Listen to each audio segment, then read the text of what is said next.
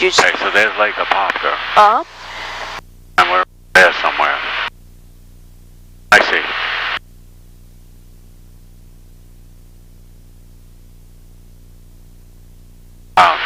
And you can hear me all right? Yeah. So that's just following the magenta line now. The Pyro Biffo, I'm at 4,500, well clearly south, and there's plenty of holes to get down. Back on my button. Let's We can start down.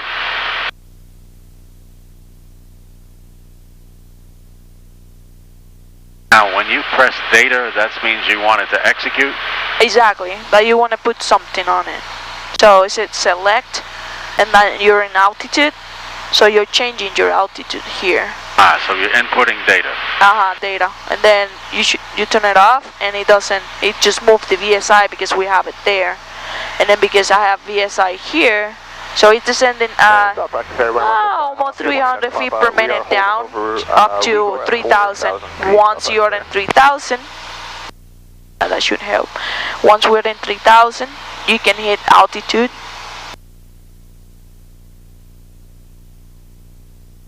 So it's trimming up, trying to hold that 300.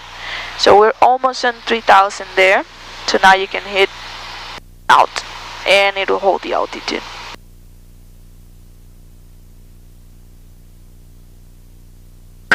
Yeah. Works pretty well.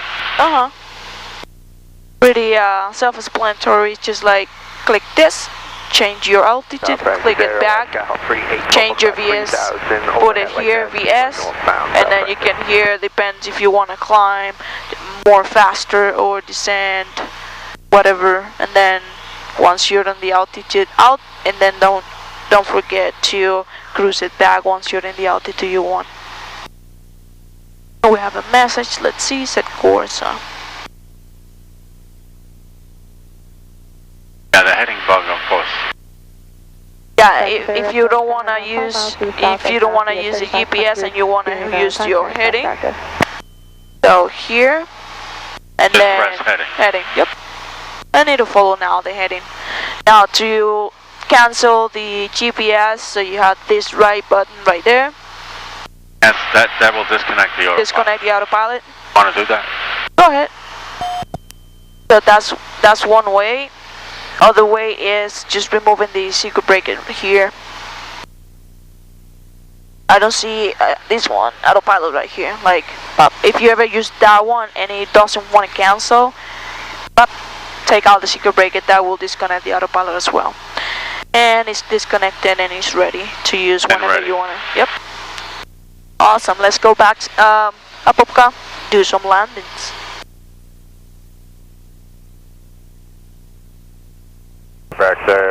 Any question with the autopilot? About 9 miles. Good. Thank you.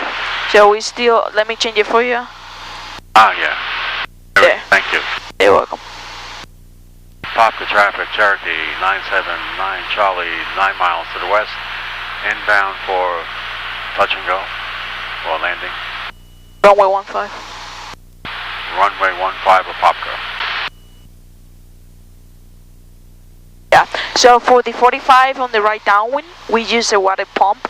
You can use that water pump or just the beginning of runway 33 for that 45, whichever is easier for you. Yeah, because we're going to go. That's category 481. Sebastian traffic, Skyflight 203 is 4 miles to the north, joining on the downwind for runway. Any question with the autopilot? Traffic.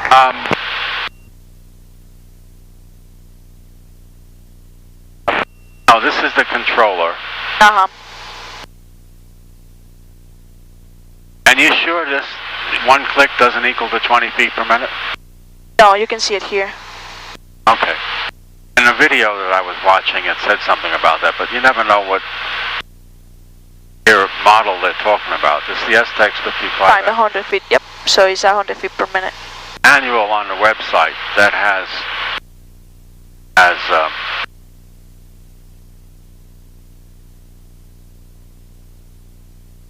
information about this, right? Yes, it does, yeah, so you can read about it. Cherokee 3023. Tango is 4 miles to the northeast on a 45 entry. Correction, we're 4 miles to the northeast. We're planning on entering a right downwind on a 45 for runway 23, Sebastian. Sebastian. Sebastian, okay, so worry about him.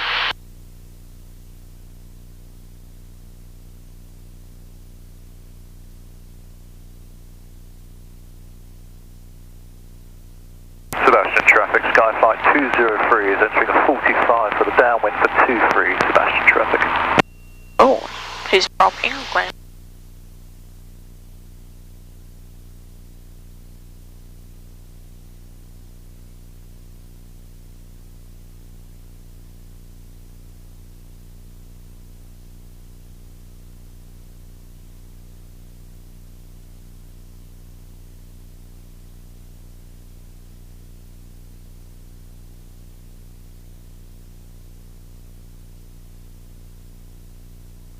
You have all your panel lights down here if you ever fly it at night.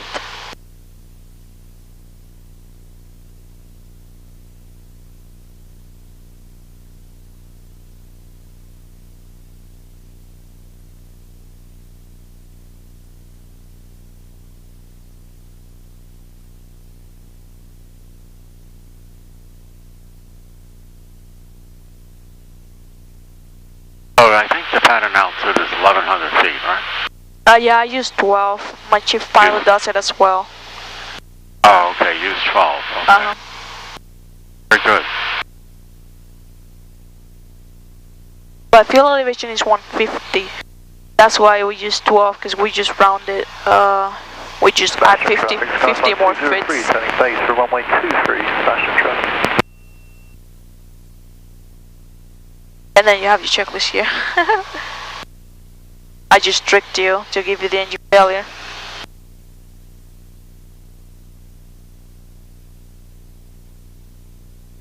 Ups 40, speed 66.